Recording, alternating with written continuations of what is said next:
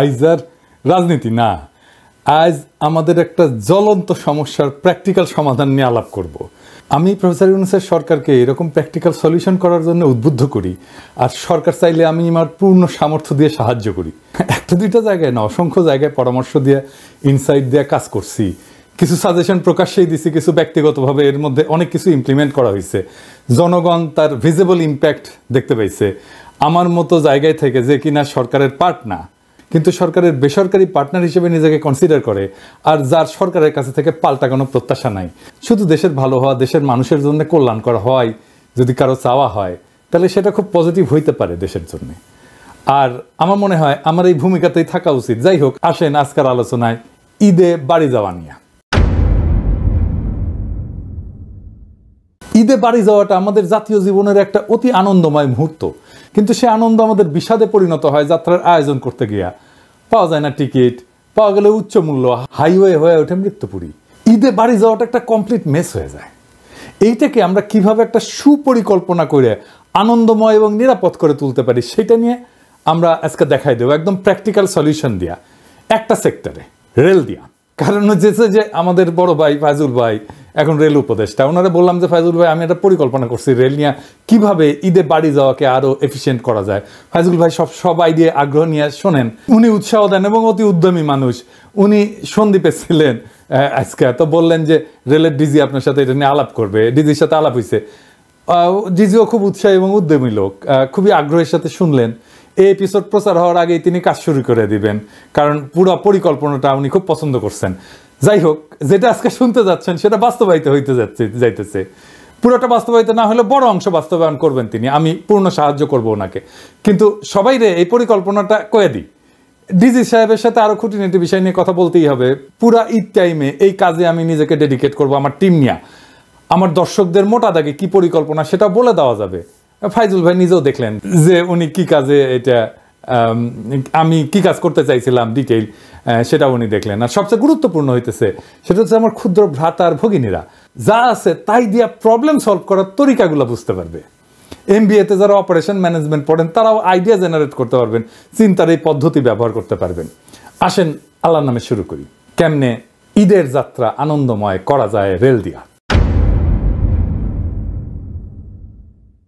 2023 সালের একটা সমীক্ষা অনুযায়ী ঈদের আগে 4 দিনে ঢাকা ছাড়েন 1,20,00,000 মানুষ। সেই হিসেবে ঈদের সময় গড়ে প্রত্যেক দিন বাড়ি যান 30 লাখ মানুষ। কিন্তু ঢাকা কেন্দ্রিক যে গণপরিবহন ব্যবস্থা আছে সেগুলো দিয়ে বড় জোর দিনে 22 লাখ লোককে পরিবহন করা সম্ভব, এক জায়গা থেকে আরেক জায়গায় নিয়ে যাওয়া। ঈদের আগের কয়েকদিন প্রত্যেক দিন গড়ে প্রায় 8 লাখ মানুষ বাসে, মিনি বাসে, 1,05,000 মানুষ ট্রেনে বসে এবং দাঁড়ায়, 1.25 লাখ মানুষ লঞ্চে যাতায়াত করেন। ব্যক্তিগত গাড়ি মাইক্রোবাস ভাড়া করে বাড়ি যান 7.5 লাখ মানুষ। মোটরসাইকেল নিয়ে ঈদ যাত্রায় সামিল হন 4 লাখ মানুষ। সমীক্ষা বলতেছে আরও 8 লাখ মানুষ ট্রাক, অটোরিকশা সহ নানা অপ্রচলিত বাহনে ভোগান্তি নিয়ে যাতায়াত করেন। কিন্তু যাত্রীবাহী যানবাহনের সক্ষমতা আছে 86,68,000 যাত্রী পরিবহনের। বাকি 33,32,000 যাত্রী যান সংকটে ভোগেন। ট্রেনে কত মানুষ যায়? আমরা আগের ডাটায় দেখি যে 7 দিনে 2 লাখের একটু বেশি মানুষ টিকিট কাটে। কিন্তু আমরা অনুমান করি টিকিট কেটে যারা যায় তার থেকে 3 থেকে 4 গুণ লোক বিনা টিকিটে যাতায়াত করে। রেলের ডিজি বললেন অ্যাটলিস্ট দ্বিগুণ লোক যাতায়াত করেন।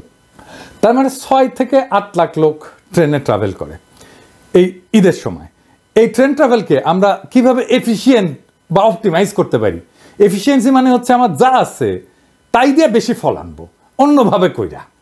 এখন দেখি আমরা ঢাকা চট্টগ্রাম রুট নিয়ে একটা পরিকল্পনার কথা আলাপ করি, যে পরিকল্পনাটা করা হয়েছে, মানে একটা উদাহরণ হিসাবে আর কি। এটা সব রুটে করা যায়, কিন্তু আজকে আমরা দেখব ঢাকা চিটাগাং রুটের আলাপ।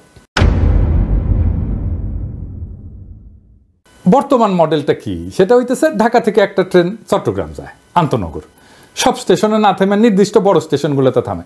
ট্রেনটা পৌঁছাতে সময় লাগে 6 থেকে 7 ঘন্টা এক এক দিকে, মানে যাইতে 6 থেকে 7 ঘন্টা, আসতে 6 থেকে 7 ঘন্টা। সেই ট্রেন আবার ফিরে আসে, ফলে এক ট্রেন দিনে একবার মাত্র যাতায়াত করা সম্ভব। একটা ট্রেনে যায় 700-র মতো যাত্রী একদিকে, ফেরত আসার সময় অনেক কম যাত্রী থাকে ঈদের সময়। তার মানে আমরা চিটাগাংয়ে পৌঁছায় দিতে পারি 700 যাত্রী একটা আন্তনগর ট্রেন ব্যবহার করে।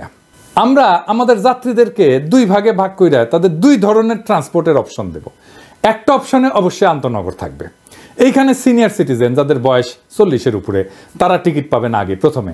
যাদের শিশু আছে, বিবাহিত মহিলা আছেন, পরিবার নিয়ে সফর করতে চান, বড় লাগেজ আছে, আমরা তাদেরকে আন্তনগর দিয়ে নিয়ে যাব, তাদেরকে আগে টিকিট দেবো। এর বাইরেও যারা যাইতেছেন তাদেরকেও দেবো। তবে আমাদের আর একটা অংশ আছে যারা ছাত্র, সিঙ্গেল, কম বয়স, 40-এর নিচে বয়স, লাগেজ কম, একটা ব্যাগ নিয়ে চলে যায়, আমরা তাদের আলাদা ট্রান্সপোর্ট সার্ভিস দেবো। এরাও কিন্তু এখন আন্তনগর ইউজ করে যায়, এরা যাত্রীর একটা বড় অংশ। তো তাদেরকে আমরা যে বিকল্প ব্যবস্থা দেবো সেটাকে আমরা বলবো শাটল রুট চেইন। এটা কি? ধরেন ঢাকা থেকে চট্টগ্রাম পর্যন্ত যেতে 2 বার ট্রেন বদল করতে হবে এই শাটল রুট ট্রেনে। ঢাকা থেকে যাত্রা শুরু করবে, কুমিল্লা যাবে, কুমিল্লায় যাত্রী নামায় দিয়ে ঢাকায় ফিরে যাবে ওই শাটল ট্রেন। যাত্রীরা কুমিল্লা থেকে আর এক ট্রেনে উঠবে, ফেনী পর্যন্ত যাবে, ফেনীতে যাত্রী নামায় দিয়ে এটা কুমিল্লায় ফিরে আসবে।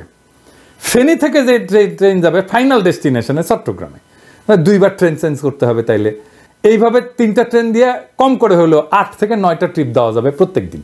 তার মানে আমরা প্রায় 6000 যাত্রীকে চিটাগাঙে পৌঁছায় দিতে পারবো। এই ট্রেনগুলোকে যদি আমরা আন্তনগর হিসেবে চালাইতাম তাহলে ম্যাক্সিমাম 2100 যাত্রীকে চিটাগাঙে পৌঁছায় দিতে পারতাম। তার মানে 3 গুণ যাত্রী বেশি পরিবহন করা সম্ভব যদি এই শাটল রুট চেইন যেটা আমি বললাম সেইভাবে ব্যবহার করা হয়, একই রিসোর্স ইউজ করে। ভাড়া হবে আন্তনগরের অর্ধেক এইখানে শাটল রুট চেইনে, কিন্তু এইখানে ট্রেন বদলাইতে হবে। তো শুধু দাম কম এই জন্য কি ট্রেন বদলাইতে রাজি হবে, এনাফ ইনসেন্টিভ হবে? হয়তো হবে না, এটাকে প্যারা মনে করতে পারে কেউ। সেই জন্য আমরা এই সার্ভিসের সাথে আরেকটা অতিরিক্ত সুবিধা দেব, প্রত্যেকটা স্টপেজে, ট্রেনের স্টপেজে বাস সার্ভিস ইন্টিগ্রেটেড হবে। মানে ধরেন আপনি ঢাকায় নামলেন, আপনি স্টেশন থেকে নেমে গাজীপুর, সাভার, নারায়ণগঞ্জ এই 3টা ডেস্টিনেশন যেতে পারবেন, একই টিকিট, নতুন টিকিট কাটতে হবে না। আপনি স্টেশন থেকে বা অনলাইনে যে টিকিট কাটছেন ট্রেনের, সেখান থেকে বলতে পারবেন আপনি এই জায়গা থেকে গাজীপুর যাবেন, স্টেশনের সামনে বাস দাঁড়ানো থাকবে, ট্রেন থেকে নামার 20 থেকে 25 মিনিট পর বাসগুলো ছেড়ে যাবে গন্তব্যে। ভলান্টিয়াররা যাত্রীদেরকে বাস পর্যন্ত পৌঁছে দেবে, ট্রেন থেকে ডাকবে যাত্রীদেরকে, সাভার এদিকে এদিকে এদিকে, নারায়ণগঞ্জ এদিকে এদিকে এদিকে, গাজীপুর এদিকে এদিকে এদিকে, প্ল্যাকার্ড হাতে দাঁড়ায় থাকবে, ডেস্টিনেশনের নাম লেখা। ভলান্টিয়াররা ছাত্রদেরকে নিতে পারি, স্কাউটদের নিতে পারি, তাদের আমরা খরচা দেবো, টাকা দেবো। তারপরে ধরেন কুমিল্লা স্টেশনে লাকসামার মুরাদনগরের বাস থাকবে, ফেনীতে থাকবে সোনাগাজী আর পরশুরামের বাস, চিটাগাঙে থাকবে হাটহাজারী, রাঙামাটি, বাঁশখালী, আনোয়ারার বাস। লাস্ট স্টপেজগুলোতে আন্তনগরের সাথেও আমরা বাস সার্ভিস ইন্টিগ্রেট করে দিতে পারি। মানে আন্তনগরের টিকিট কাটলে এই 4টা ডেস্টিনেশনে যেতে পারবে। এই যে হাতে সময় খুব কম, কিন্তু অনেক কিছুই হয়তো বাস্তবায়ন করা যাবে এই পরিকল্পনায়। আমি কাজ করে দেখানোর মানুষ। বিপ্লব এই সুযোগ আর সম্ভাবনার দুয়ার খুলে দিছে। পরের ঈদে ইনশাল্লাহ আরো সুচারুভাবে কাজটা করতে পারবো। বাংলাদেশের রেলওয়েকে সুপার এফিশিয়েন্ট করে তোলা যাবে যদি আমরা একসাথে এই টিমটা কাজ করতে পারি। আমার ডিজি সাহেবকে খুবই পছন্দ হয়েছে, খুবই মাইডিয়ার লোক। আমরা যদি একসাথে করতে পারি তাহলে অনেক out of the box solution দিয়ে রেলকে আমরা বদলাই দিতে পারবো আমূল। আমাদের পার্টনারশিপ যদি অটুট থাকে, একটা স্যাম্পল তো দেখাইলাম কিভাবে করতে চাই। সরকারের কোনো আলাদা বরাদ্দ লাগবে না। যদি এই কাজটা আমরা রেলের সাথে টিম হিসেবে করে ফেলতে পারি তাহলে ভবিষ্যতে আমরা বাকি কাজগুলোও করতে পারবো। বাংলাদেশ রেলওয়ের পাশে আপনাদের পিনাকি তার টিম নিয়ে কাজ করবে রাত দিন, যেন ঈদের যাত্রা আপনাদের আনন্দময় হয়। রেলওয়ের বন্ধুরা যারা এই কাজ করবেন একসাথে আমার সাথে এই প্রজেক্টে, তাদের বলতেছি it will B a big fun. আমরা একসাথে অসাধারণ অভূতপূর্ব কিছু অর্জন করব, একই সাথে ফান করব, আমরা আনন্দ করব, আনন্দের সাথে এই কাজটা করব। আর যাত্রীরা আপনাদের নির্বিঘ্ন আর আনন্দময় বাড়ি ফেরাকে নিশ্চিত করতে পারলে আমরা আনন্দিত হব। সে আনন্দ হবে তুলনাহীন। আবার এইটা ভাইবেন না যে এটা টাকা করে একটা প্রজেক্ট করেছি, টাকা পয়সা নেবে পিনাকি দাদা অনেক কিছু। না না না, আমি বা আমার টিম এটার সাথে কোনো আর্থিক সংশ্লেষ নাই বা টাকা পয়সা দেবে না আমাদেরকে সরকার কোনো। এটা সম্পূর্ণ স্বেচ্ছাশ্রম, আমাদের ভলান্টারি ওয়ার্ক বাংলাদেশ সরকারের জন্য, বাংলাদেশ রেলের জন্য কমপ্লিটলি ভলান্টারি ওয়ার্ক। এটা পরিষ্কার কইরা দেওয়া ভালো। আমার তো আবার শত্রুর অভাব নাই, কখন আবার কে বইলা বসে যে রেলের সাথে ব্যবসা করিচ্ছে পিনাকি। জি না ভাই, একটা পয়সাও আমরা নিচ্ছি না, আমার টিম নেবে না। আমার সাথে যারা কাজ করবে বেসরকারি পার্টনার যারা, তারা কেউই এই প্রজেক্ট থেকে কোনো পয়সা নেবে না। বা বাংলাদেশ সরকারের সাথে যত কাজই আমরা করি না কেন, কোনোটার সাথেই আমাদের কোনো আর্থিক সংশ্লেষ নেই। আমরা কোথাও থেকে কোনো টাকা পয়সাও নেই না, চাইবও না, দিলেও আমরা নেব না। দেওয়ার আমার টাকা পয়সার দরকার নাই, দরকার দেশকে সাহায্য করা, শুধু এইটুকু। এটা বলে দেওয়ার দরকার ছিল, সেজন্যই বললাম। অন্য মন্ত্রণালয়কে বলি, আপনাদের ভিজিবল কিছু অর্জন দেখাইতে হবে যা মানুষের জীবনকে স্পর্শ করবে। ঠিক যেভাবে মানুষ কম দামে খাদ্যপণ্য পাচ্ছে, এটা আপনাদের দেখাই নাই। কত অল্প টাকায় কত পণ্য, খাদ্যপণ্য আপনারা কিনতে পারেন, এইটা সাহেব দেখান একে একে। এটা কয় টাকা আসবে? 15 টাকা। তাহলে আড়াই কেজি কপি নিলাম আমি 15 টাকা। আচ্ছা আপনি হাফ কেজি বাগুন দেন। 15 টাকার নিলাম হচ্ছে যে হাফ কেজি বেগুন। আচ্ছা এটা কত আসবে? 20 টাকা কেজি দেন, 1 কেজি দেন। টমেটো কত করে দেবেন? 2 কেজি 15 টাকা। কত টাকা কেজি বললেন? 15 টাকা কেজি। আমাকে 1 কেজি দেন, হাফ কেজি না, আরেকটা কেজি 60 টাকা। আচ্ছা আমাকে 1 পোয়া দেন তো। 20 টাকা কেজি পেঁপে, আমরা একটা পেঁপে নিলাম, হাফ কেজির মতো হলো। তাহলে কয় টাকা আসলো? 10 টাকা। ঠিক আছে 10 টাকা। ভাই এটা কত দিব এটা বলেন? ঠিক আছে আমরা 130 টাকার মধ্যে আমরা লাউ পেলাম, বাঁধাকপি পেলাম, তারপরে মিষ্টি লাউ পেলাম, বেগুন পেলাম, আমরা পেঁপে পেলাম, করলা পেলাম, গাজর পেলাম, টমেটো পেলাম। ঠিক আছে আপনাদের তাহলে আমার 150 টাকা লাগলো না? 130 টাকা। আমরা 130 টাকায় এই কয়েকটা বাজার করলাম, এতগুলো বাজার। দেখি 150 টাকা ফিল আপ করতে 150 থেকে 200-র মধ্যে বাজার করব। আমার এখনো পেঁয়াজ এবং হচ্ছে যে আলুই বাকি আছে। বিগত সময়ে কত করে পেঁয়াজ বিক্রি করেছেন? 400 টাকা, 220 টাকা, 120 টাকা। আপনি এটা হলো 25 সাল 24 সাল থেকে ওই দাম দিচ্ছি।